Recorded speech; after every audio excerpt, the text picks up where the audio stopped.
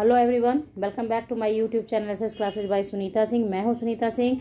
तो क्या आपने भी बिहार बीएड संयुक्त प्रवेश परीक्षा की तैयारी की है? आप भी एग्ज़ाम देने वाले हो, आप अभ्यर्थी हो बीएड एग्ज़ाम के, तो जुड़ जाओ मेरे चैनल के साथ। प्लीज़ मेरे चैनल को सब्सक्राइब कर लो और बेल आइकन को जरूर प्रेस करना ताकि आपको नोटिफिकेशन मिले, क्योंकि आज से मैं आपको 4 दिनों तक, अगले 4 दिनों तक 15 क्वेश्चंस का कलेक्शन दूंगी। जीएस से जनरल साइंस का 15 क्वेश्चंस का कलेक्शन मैं आपके सामने लाऊंगी, जिसका प्रैक्टिस आपने अगर रेगुलर कर लिया 4 दिनों तक तो आपको मैं इस बात का विश्वास दिलाती हूँ कि उससे बाहर जीएस से कोई क्वेश्चन आता नहीं है। आप भी जब क्वेश्चंस को देखोगे तो आप इस चीज़ को समझ सकते हो, क्योंकि आप बीएड एग्जाम दे रहे हो, इट मीन्स कि आपने ग्रेजुएशन पास आउट किया है। ग्रेजुएशन के बच्चे को ये इतना तो नॉलेज हो ही जाता है एग्जाम देते देते कि कौन सा क्वेश्चन कितनी बारी पूछा गया है किस किस एग्जाम में। और मुझे श्योर है कि आप लोग बीएड के साथ साथ किसी और भी एग्ज़ाम की तैयारी करते होंगे, तो इतना आप लोग को नॉलेज होता है। ठीक है, तो मैंने यहाँ पे आपके काम को थोड़ा आसान किया है कि आप रिवीजन करना चाहें तो आपके रिवीजन के लिए 15 क्वेश्चन का कलेक्शन है ये। तो अभी मैं इसका एक भाग 1 लाई हूँ, इसी तरह से मैं बैक टू बैक दूंगी इसका अगला क्वेश्चंस। तो आप क्या करें, इसलिए मैंने कहा आपको कि आप चैनल को सब्सक्राइब कर ले ताकि आपको नोटिफिकेशन समय से मिले और उसका लाभ ले सकें, क्योंकि अब बचा है 4 दिन और 4 दिनों में आप जितना ज़्यादा प्रैक्टिस कर पाएंगे, जितना ज़्यादा रिवीजन कर पाएंगे, तो जब आप किसी की बात सुनते हैं तो आपको याद रह जाता है, आपके जहन में बैठ जाता है वो बात। इसलिए इस चीज़ को आप ध्यान से सिर्फ सुनेंगे, समझेंगे तो आपके दिमाग में रह जाएगा और आपके एग्जाम में आएगा तो आप उसको कर लेंगे। तो चलिए स्टार्ट करते हैं वीडियो। मैंने यहाँ 5 क्वेश्चंस आपको फिजिक्स का लिया है, 5 क्वेश्चंस केमिस्ट्री का और 5 क्वेश्चंस बायो का लिया है। ठीक है, तो चलिए आप देखेंगे हम लोग इम्पॉर्टेंट क्वेश्चंस कौन कौन सा है हम लोगों का। तो चलिए सबसे पहला क्वेश्चन हम लोग बनाते हैं। क्वेश्चन नंबर 1 है, न्यूटन का प्रथम गति नियम संकल्पना देता है। यानी न्यूटन्स का प्रथम गति नियम जो है वो किस तरह का होता है। न्यूटन्स का प्रथम गति नियम किस चीज़ के बारे में बताता है। तो न्यूटन्स का प्रथम नियम क्या है कि कोई वस्तु अगर गति की अवस्था में है तो वो गति में रहना चाहती है जब तक कोई एक्सटर्नल फोर्स उसको रोके नहीं, या रेस्ट में है तो रेस्ट में रहना चाहती है जब तक कोई एक्सटर्नल फोर्स उसको गति में ला नहीं देता है। तो वो क्या होता है, जड़त्व का नियम होता है।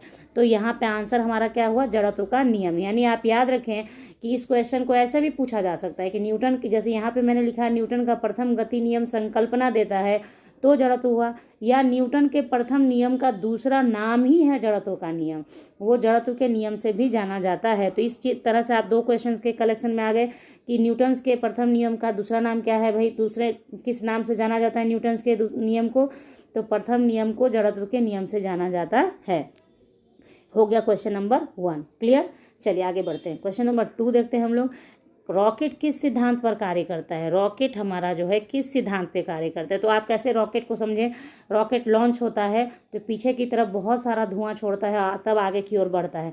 तो न्यूटन्स के तीसरे नियम, न्यूटन के प्रथम नियम, न्यूटन के द्वितीय नियम और आर्किमिडीज के सिद्धांत पर। तो यहाँ आप ध्यान रखें कि न्यूटन का तीसरा नियम सबसे आसान नियम होता है, बच्चों को सबसे आसानी से याद हो जाता है। तीसरा नियम क्या, हर क्रिया के विपरीत प्रतिक्रिया होना ही क्या है, न्यूटन्स का तीसरा नियम है। जब पीछे की ओर धुआं निकलता है तो वो धुआं उसको धक्का देता है रॉकेट को, तो वो आगे की ओर चलता है। तो न्यूटन्स का थर्ड लॉ यहाँ पे फॉलो होता है। तो ये बहुत इंपॉर्टेंट क्वेश्चंस हैं, आप लोग एकदम से प्रैक्टिस कर लें ताकि आपको इसका लाभ मिलता रहे। तो चलिए देखते हैं अब हम लोग आगे क्वेश्चन नंबर हम लोगों का 3 क्या है। तो क्वेश्चन नंबर 3 पे पहुंचते हैं हम लोग और देखते हैं क्वेश्चन नंबर 3। देखिए क्वेश्चन नंबर 3 है यहाँ पे क्या, एक मशीन 500 जूल कार्य 10 सेकंड में करती है, मशीन की शक्ति होगी। ठीक है, तो एक मशीन है जो कि एक मशीन है जो कार्य करती है आपका 500 जूल। तो देखिए मशीन की शक्ति, तो पावर बराबर होता कितना है, पावर P इक्वल टू कितना होता है, W/T होता है, फॉर्मूला W/T होता है ना। तो W कितना हो गया, 500 है। तो आप क्या करेंगे, 500 डिवाइडेड बाई कार्य करने का टाइमिंग क्या है 10 सेकंड। तो 0 से 0 कट गया तो 50 वाट, क्योंकि आपके शक्ति का मात्रक क्या होता है, वाट होता है। तो इस तरीके से आपको बनाना है। एक मशीन का 500 जूल कार्य करती है 10 सेकेंड में, तो मशीन की शक्ति, तो शक्ति का डेफिनेशन होता है कार्य करने की दर को क्या कहते हैं, शक्ति, तो W/T। तो W/T हमने किया और हमारा आंसर आ गया। तो क्वेश्चन नंबर 3 हमने कर लिया। क्वेश्चन नंबर 4 पे आते हैं। कह रहा है घड़ी की स्प्रिंग में भंडारित ऊर्जा है। घड़ी जो स्प्रिंग जो पहले ज़माने में ये घड़ी आती थी, जैसे घड़ी के स्प्रिंग को पहले रहता था, वो घुमा के उसमें चाबी घुमानी पड़ती थी पर डे, उसके बाद वो घड़ी चलता रहता था। ठीक है, आज बैटरी लगा के आता है घड़ी, लेकिन ये जानकारी के लिए आपको पढ़ना है कि घड़ी की स्प्रिंग में भंडारित ऊर्जा क्या होती है, तो वो स्थितिज ऊर्जा होती है, क्योंकि वो जो ऊर्जा होती है जो आपने उसमें डाला वो क्या होती है, संग्रहित ऊर्जा है, उसमें संचित रहती है। तो संचित ऊर्जा का ही नाम होता है स्थितिज ऊर्जा, पोटेंशियल एनर्जी। ठीक है, तो ये हो गया। ये बहुत इंपॉर्टेंट क्वेश्चन है बच्चों, एकदम ध्यान से रखिएगा। घड़ी की स्प्रिंग में भंडारित ऊर्जा क्या होती है, स्थितिज ऊर्जा होती है। अब चलते हैं हम लोग क्वेश्चन नंबर 5 की ओर। तो क्वेश्चन नंबर 5 हम लोग का क्या है देखते हैं। तो देखिए क्वेश्चन नंबर 5 हमारा क्या है कि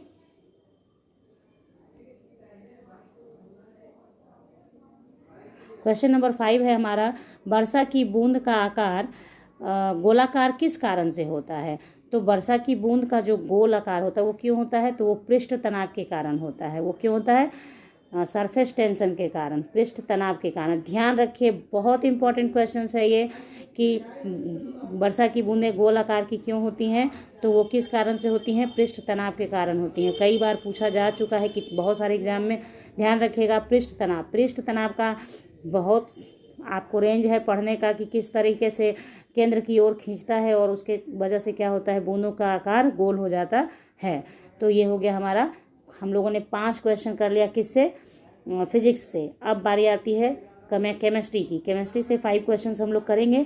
तो सबसे पहला क्वेश्चन है यहाँ पे, पदार्थ की चौथी अवस्था क्या होती है, बहुत इंपॉर्टेंट। पदार्थ की चौथी अवस्था क्या होती है, तो 3 अवस्था तो हर कोई जानता है, गैस, द्रव और ठोस होता है।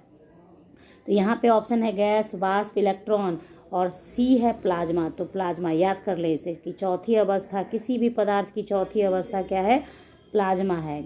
ठोस, द्रव, गैस के बाद क्या होता है, प्लाज्मा। ठीक है, तो ये ध्यान में रखिएगा, बहुत इंपॉर्टेंट है, रिसेंट एग्जाम में पूछे गए क्वेश्चंस हैं। तो ये हो गया हम लोगों का क्वेश्चन नंबर 6। तो अब हम लोग आगे बढ़ते हैं क्वेश्चन नंबर 7 पे। तो क्वेश्चन नंबर 7 देखते हैं हम लोग का क्या है। क्वेश्चन नंबर 7 देखिए क्या है, वह चुनिए जो मिश्रण नहीं है। तो इसमें आपको क्या करना है, आपको बताना है कि इसमें से कौन ऐसा है ऑप्शन जो कि मिश्रण नहीं है आपका। ठीक है, तो देखिए, तो इसमें से क्या ऑप्शन क्या है हमारा, वायु, गैसोलीन, एलपीजी और आसूत जल। तो यहाँ पे एक चीज़ क्लियर है कि वायु तो मिश्रण है ही, गैसोलीन मिश्रण है, एलपीजी गैस भी आपका मिश्रण है। आपको अल्केन्स का मिश्रण होता है LPG gas, normal butane, isobutane और प्रोपेन मिक्स होता है उसमें, तो ये भी एक मिश्रण है। लेकिन आसूत जल ये क्या है, आपका मिश्रण नहीं है। जल तो मिश्रण है ही नहीं ना, H2O क्या है, यौगिक है। एक क्या है, कंपाउंड है, क्योंकि एक खास रेशियो में मिलने से जो बनता है वो कंपाउंड कहलाता है। जब 2 या 2 से अधिक एलिमेंट एक निश्चित रेशियो में मिलकर कुछ बनाते हैं तो उसको क्या कहते हैं हम लोग, कंपाउंड, यानी यौगिक कहते हैं। तो जल क्या है, एक यौगिक है। मिश्रण तब बनेगा जब आप उस जल में कुछ मिला दोगे, देन वो मिश्रण में कन्वर्ट होगा। बात आई समझ में आपके। तो वो हो गया हम लोग का कि मिश्रण इसमें कौन सा हो, मिश्रण नहीं है चुनना था। ये तीनों क्या था, मिश्रण था। ये सब क्या था हमारा, मिश्रण है, जबकि आसूत जल मिश्रण नहीं है। बात आई समझ में आपके। तो चलिए आगे बढ़ते हैं क्वेश्चन नंबर 8 पर। क्वेश्चन नंबर 8 हमारा क्या है, बादल किसका कोलाइडी परिक्षेपण है, यानी कोलाइडी मिश्रण है। मतलब कहने का अर्थ है कि बादल किस तरह का कोलाइड है, ये जानना है आपको। तो ध्यान रखिएगा, जल के परिक्षेपण माध्यम में वायु तो नहीं, ऐसा नहीं है, जल में वायु नहीं मिला रहता है। जल के परिक्षेपण माध्यम में कोहरा नहीं, बादल में वैसा कुछ नहीं है। वायु के प्रक्षेपण माध्यम में कुहासा। तो लास्ट ऑप्शन है हमारा, वायु के प्रक्षेपण माध्यम में जल बिंदु।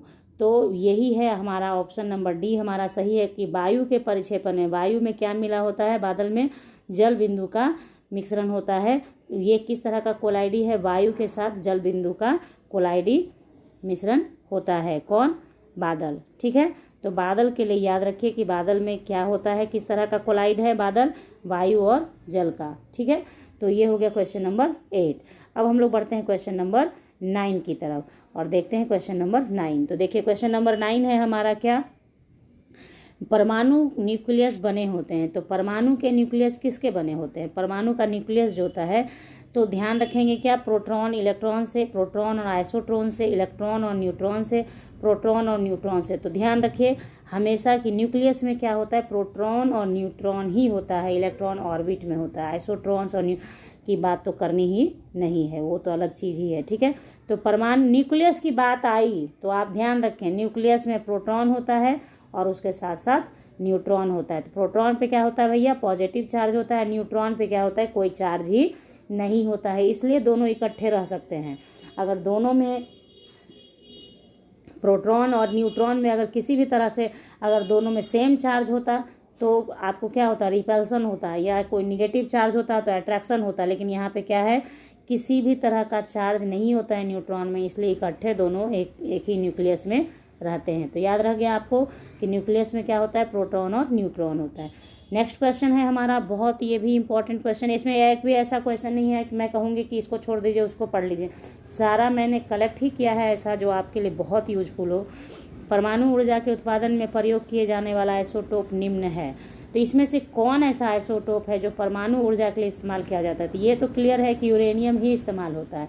तो यूरेनियम 235, यूरेनियम 238, यूरेनियम 234, यूरेनियम 236, तो ये सारा क्या है, यूरेनियम का आइसोटोप है। बात आ रही समझ में आपको, ये सब क्या है, आइसोटोप्स ऑफ यूरेनियम है। तो इसमें आंसर कौन सा होगा, ध्यान रखिएगा, यूरेनियम 235 हमारा आंसर है। यूरेनियम 235 का इस्तेमाल होता है किसमें, परमाणु ऊर्जा के उत्पादन में। क्लियर, समझ गए आप।